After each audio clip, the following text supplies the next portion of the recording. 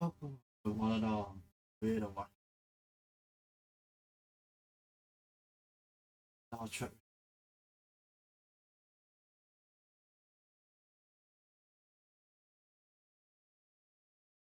Left off from the last video in this hour.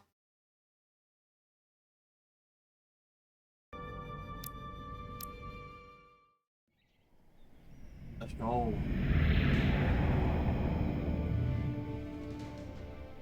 There we are, travelling in. Like to see us travelling in like bush.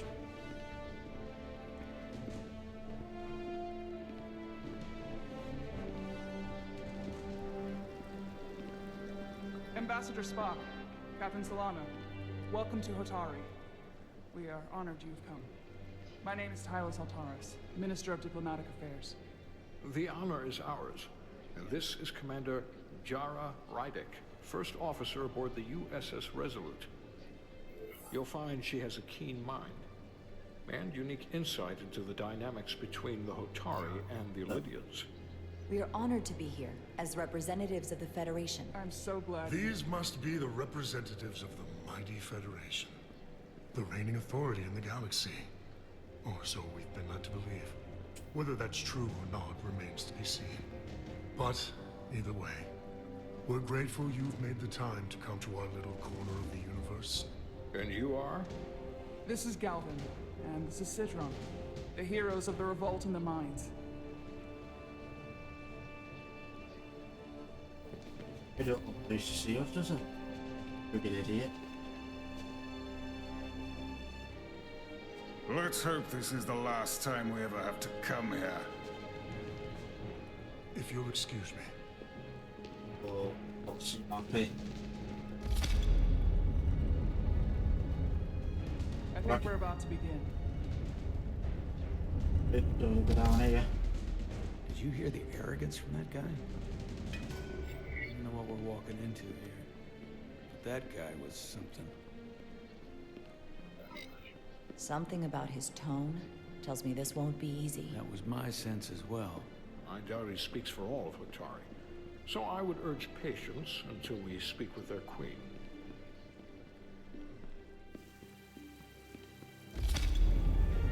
I probably not seen anything from the Queen anytime soon.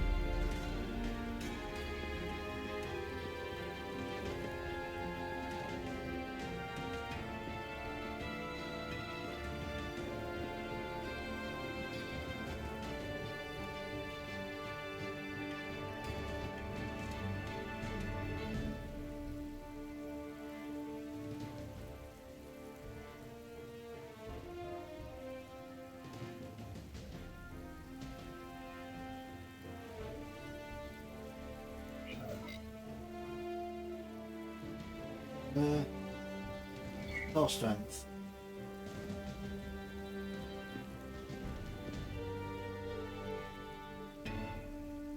We don't want World War Ambassador III. Spock, welcome to Holtari Prime.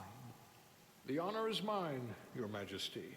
That the Federation would send one of their most respected representatives is not only an honor to the Holtari people and their queen, Yeah, I can. but a recognition of our stature and importance. Let's get on with it, shall we? With all due respect to the Federation and their ambassador, they have no authority here. We are not members of their alliance. We are not subject to their rule, nor yours. We demand the immediate return of all mining operations to Lydian control, as it has been for centuries and will be for centuries more. That has always been our understanding. That understanding has changed. Then you invite war! And if you cannot remain silent, you will be silenced. But his point is well taken. What is the Federation's interest in this matter? Perhaps you would have us trade one oppressor for another? The Federation remains neutral. Our only interest is the peaceful resolution of this conflict. We are here at your request, Your Majesty. For now. Saying this wouldn't be easy was an understatement. I thought they wanted us here. Was there something you wanted to say, Captain? Oh, no. My apologies. And what about the Kobliard? Oh god. She's not part She of... can speak for herself, can't she? Then let her. Alright, you old hag. Slap you.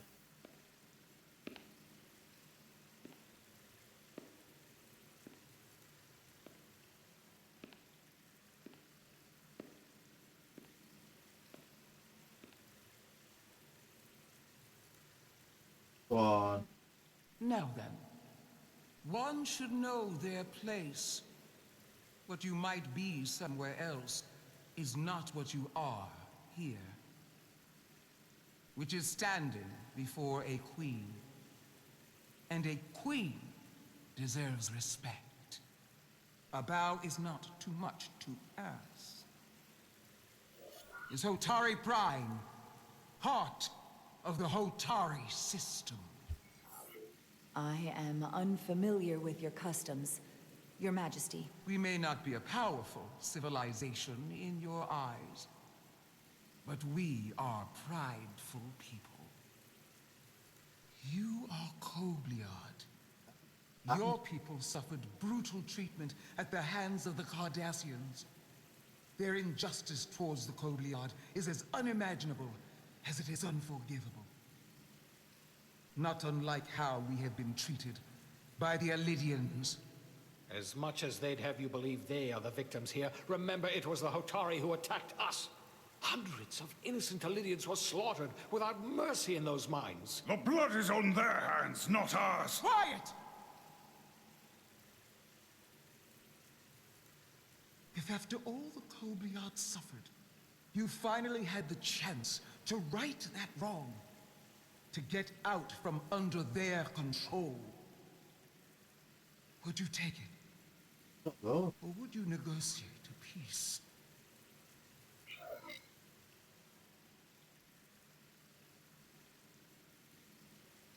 There you go. I can't speculate on something that never happened, Your Majesty. Sadly, that opportunity never came for the Kobliad. No, it did not. But we'd be wise to learn from their example, before we too find ourselves facing extinction. The Federation is the most powerful, most advanced alliance in the galaxy. It's widely known we have an abundance of dilithium in our mines. And it's in your interest to secure a steady supply. Your Majesty, if I Oh. may... Ambassador Spock would have us believe you're here as a neutral party in the interest of peace. So why are you really here? I want the truth, not your Federation rhetoric. I'll say that. As Ambassador Spock has said, we've come seeking a peaceful resolution to this conflict, and Yep. have no interest in your dilithium. I'm not nearly as naive as you must think. The Federation has done business with the Elidians for decades, which makes me question your motives. What they haven't said, but cannot deny, is a simple truth. The dilithium trade would not and will no longer exist without Elidian involvement. We created it for the benefit of everyone, especially the Hotari. We've given them warp technology. We've let them share in the profits. We've made their lives infinitely better than before dilithium was discovered. All of that goes away if the Federation turns a blind eye to their treachery. That is enough of your lies! Oh, here we go. World War III. The Hotari are quite capable of running the mines. We've done so for centuries. Go on. Don't tell Have a me. fight. Who deserves control of the dilithium trade and the mines on Tau? Who should the Federation recognize? The Hotari or the Elidians? It can only be one or the other, not Oh. both. Okay. The other If there Elidians. can only be one, Then it would be in the best interest of all involved if the Illydians resumed operation of the mines. And that is why we should not trust our fate to the Federation. She speaks sense. You do well to listen to her. And you do well to hold your tongue. Oh, what are you gonna do, you old Take bag? back our minds by any means necessary. Then you will see more blood spilled. I am more than willing to address your concerns, Your Majesty. Yours as well, Representative. But I suggest we could have a more productive conversation with a smaller group. Perhaps only the most essential representatives.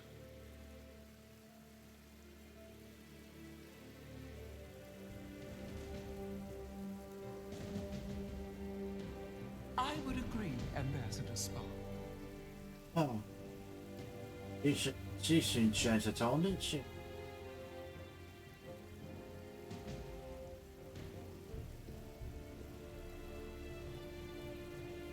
I think this is best left to those of us with more experience in diplomatic matters. Oh, I wish I could give her the right hand of God, smack her off that bloody thing.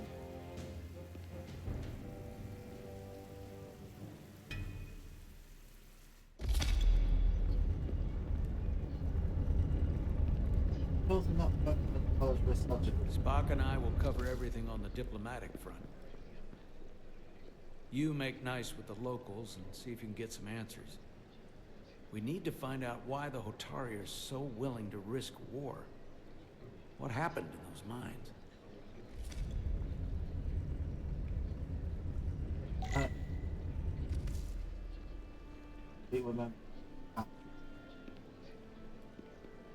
Whenever I talk to somebody,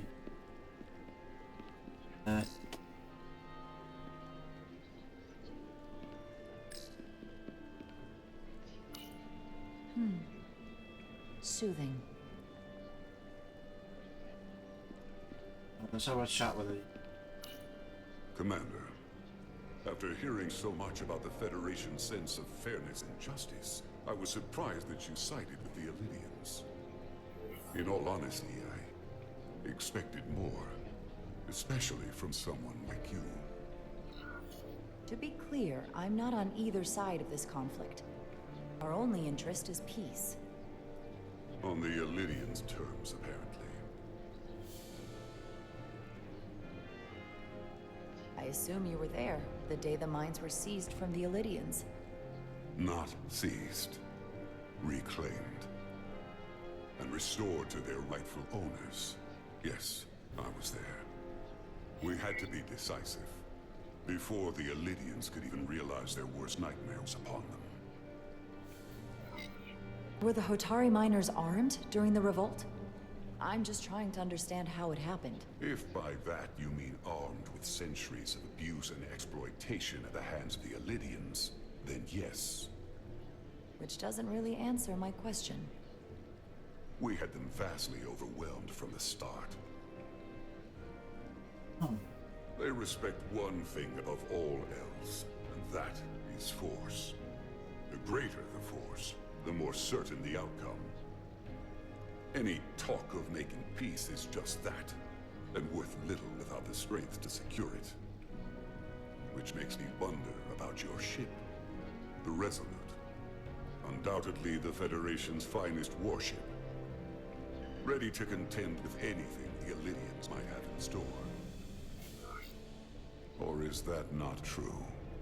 Maybe I've misjudged it.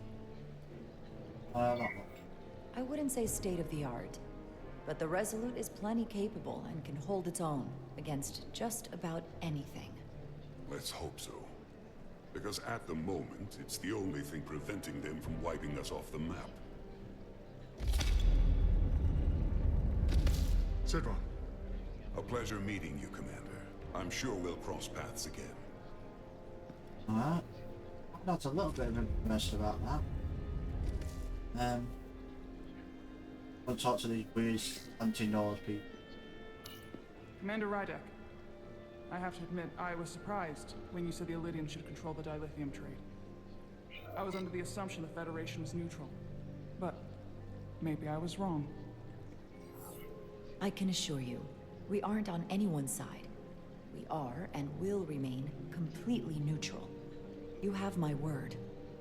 I hope that's true. For all of our sakes. I saw you speaking with Sidron, our national hero. I'm curious, what did he say? He seems to be of the opinion that negotiating for peace is a waste of time.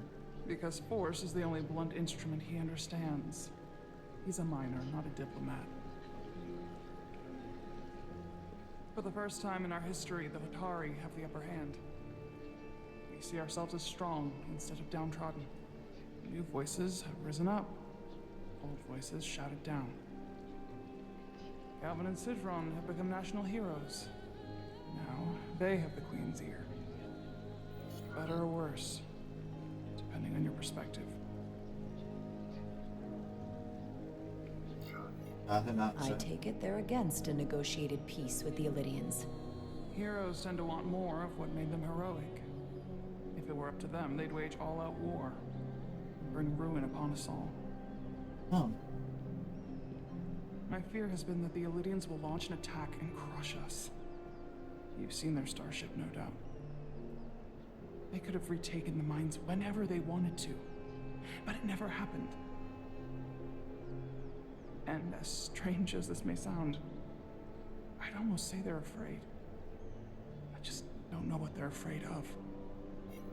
It's still the same bluster and bravado you would expect from them. But it has no teeth. Like they're afraid of what might happen. Do you think it has something to do with the Ion Storm? Right now, it's stronger than ever, isn't it? It's entirely possible. I'm not a scientist, but I do know the storm has knocked out all kinds of systems. So maybe the Illidians weren't willing to risk their ships, given all the interference.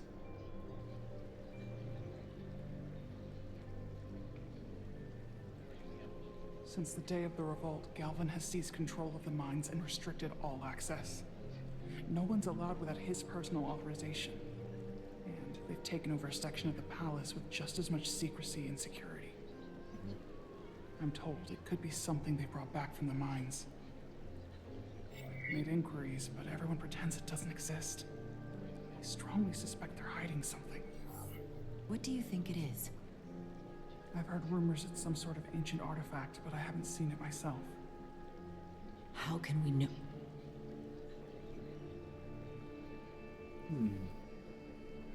I'd better see what's happening. Do you think you can find out what they're hiding? I need to see proof of something before I can make my case to the Federation. I can try, but even if I found it, I might not know what to make of it. Take this.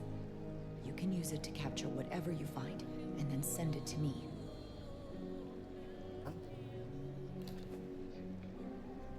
All the you. box. I will let you know what I find.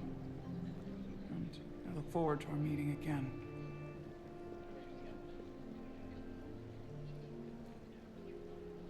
Sorry, I don't mean to bother you, but I couldn't help but notice you were speaking with the Hotari this whole time. I figured it might be useful if I offered another perspective. Of course. I have to say, I fully expected you to side with the Hotari, but obviously the Federation wants a steady supply of dilithium. Something only we can offer. Without Illidian involvement, there is no dilithium trade. Left to the Hotari, it would be nothing short of a disaster. We're not on either side. Our only interest is the peaceful resolution to this conflict. As is ours. Of course, the question is, at what price? Major Salit Arminta, Special Attaché, Illidian Armed Forces. A pleasure to meet you. Commander Rydek, First Officer, USS Resolute. Yes.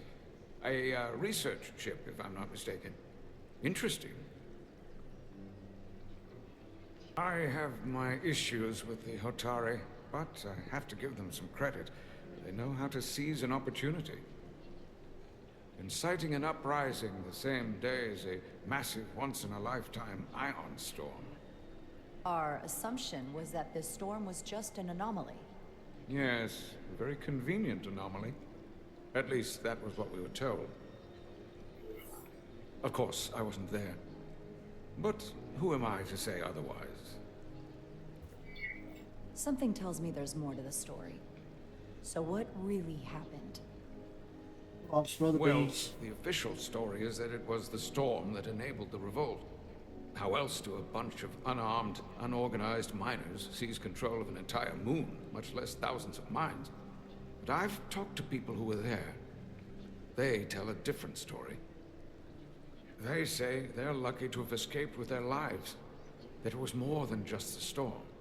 That somehow the miners were able to harness the energy from the storm. I know it sounds crazy. I'm not even sure I believe it myself. But that's what they said. Let's try that one. Don't You know. said the Hotari were primitive, Well, they are. except for the part about weaponizing ion storms. What is this? One did that. If you'll excuse me, Oh, no, you're Commander not. Ryder.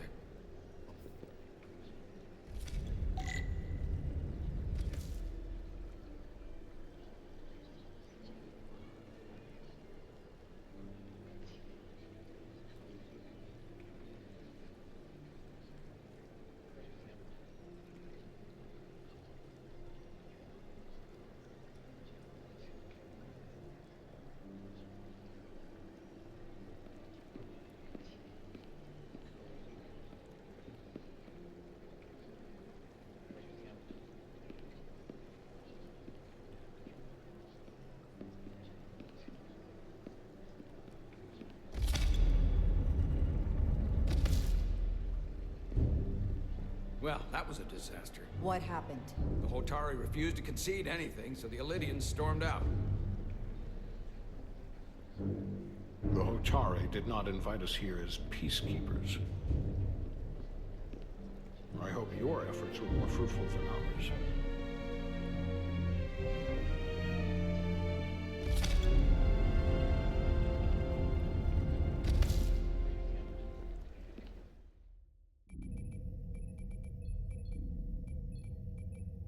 Gravitational harmonics failing to resolve. Warp bubble stability degrading. Increase output to maximum. Ah, that's good. Increasing warp output to maximum. It's happening again. Yep. Oh, It is evident that presently, the Resolute cannot achieve warp propulsion. Since our diagnostics rule out any problems with our warp systems or anything about the ship, the problem appears to be the fabric of space itself. Space itself? You're saying something about this region of space prevents warp travel? Prevents it, or can't sustain it. However improbable, that appears to be the case. The storm didn't stop us from leaving space dock and traveling here. But could it still be causing this interference with warp travel? We must follow sound investigatory principles. Do not let an assumed conclusion drive your analysis. Sometimes we need a little inspired thinking, Mr. Chovak. Captain Solano is on his way back from the negotiations, and I want to have some answers for him when he gets here. Indeed. Given the facts at hand, we may be able to deploy subspace probes around the ship to construct a clear picture of the phenomenon. Around the ship. I'll prep a shuttle.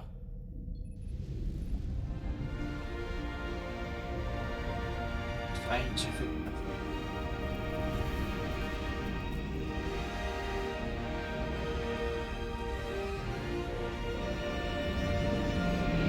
Beautiful looking ship though, that. I'm setting up a waypoint at a distance roughly corresponding to the edge of our warp field. When we get there, I'll deploy the first probe. Oh, the shuttle. That's beautiful.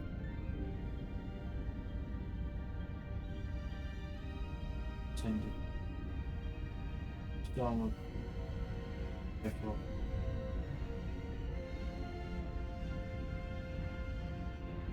Yeah.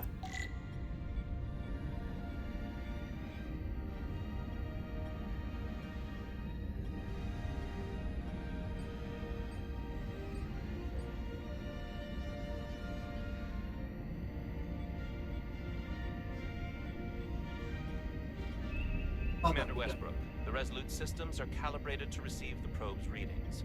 We are standing by to reproduce the warp field collapse after the first probe is deployed. Thank you, Mr. Chovak.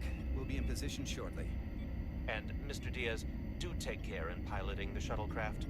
Now is not the time to indulge in the human penchant for joyriding. Chovak probably isn't such a fun guy to work for, huh?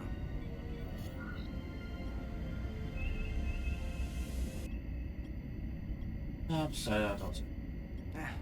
I just don't take it personally. At least I try not to. That's a very mature answer. Shows a positive attitude on your part. Remind me of it when I start complaining to you about the ship's new first officer. Oh, that's it.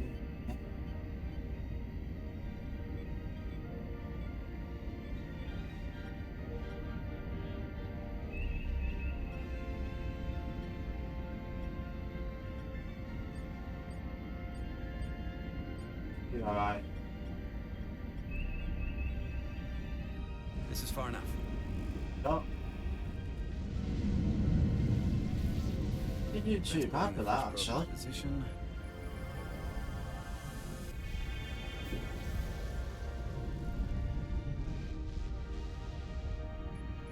Westbrook here. The first probe is deployed. Understood. We are reading it. We are about to replay the simulation.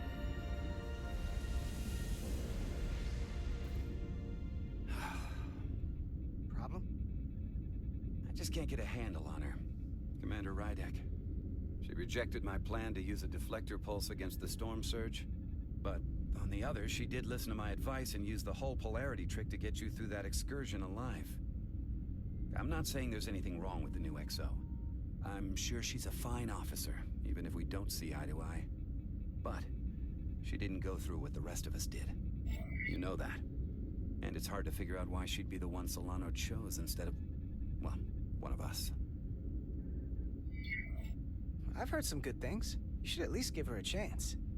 I'll take that other advisement. Test is running. Warp field collapse in 3, 2, 1, mark.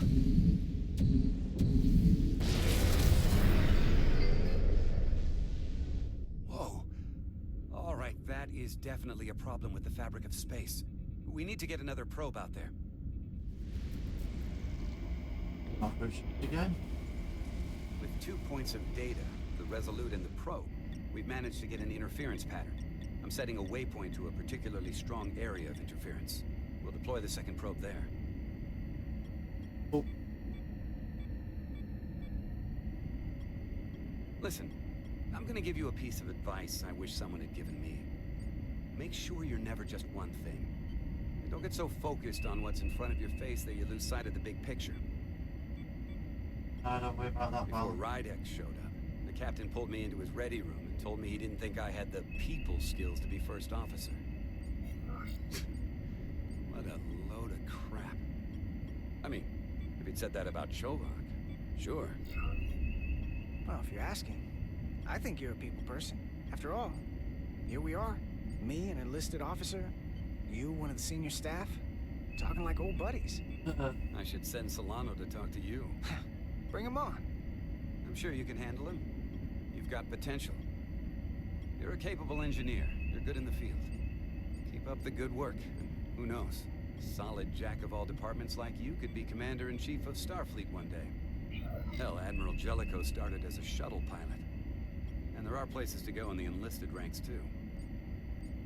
Of course, if you get an officer's commission, they'll put you on another ship. I love it. So put me up for promotion. I'm ready for my next challenge. Well, I think you're going to have to prove that to your boss, Chovak, first. He's the one who has to put you up for consideration. If I were first officer, it would be different. Well, then I'll just have to change Commander Chovak's mind. I'll work hard and better, and he won't be able to ignore it. You've got grit. I'll give you that.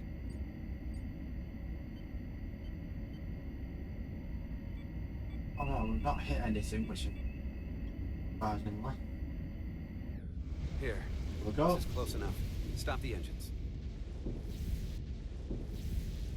Oh, darkness. I'll see you on this Slowing the probe. There's the other one. Westbrook to Commander Chovak. We're ready for another sampling of data. Very good. Running the simulation again. Warp field collapse in 3, 2, 1. Launch. There it is again. I saw it. It seems to be directional. Well, what about the scans? Anything?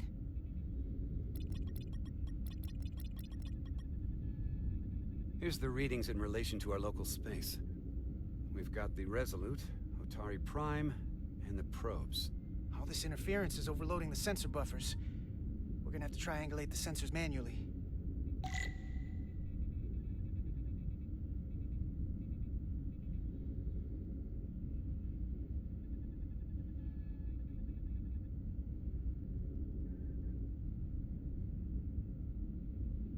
We got something. These markers indicate peaks in the gravimetric interference patterns. Let's see if I can find some more.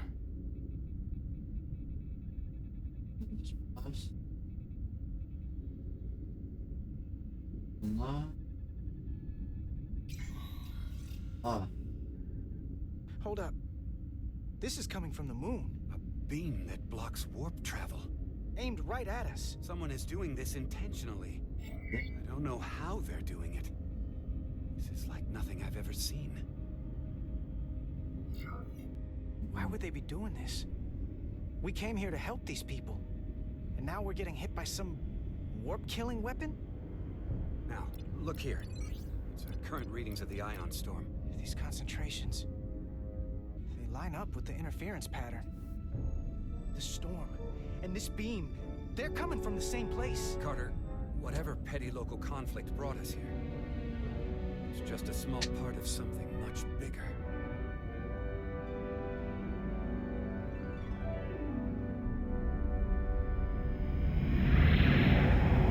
Presently, we don't have an explanation for how they're doing this.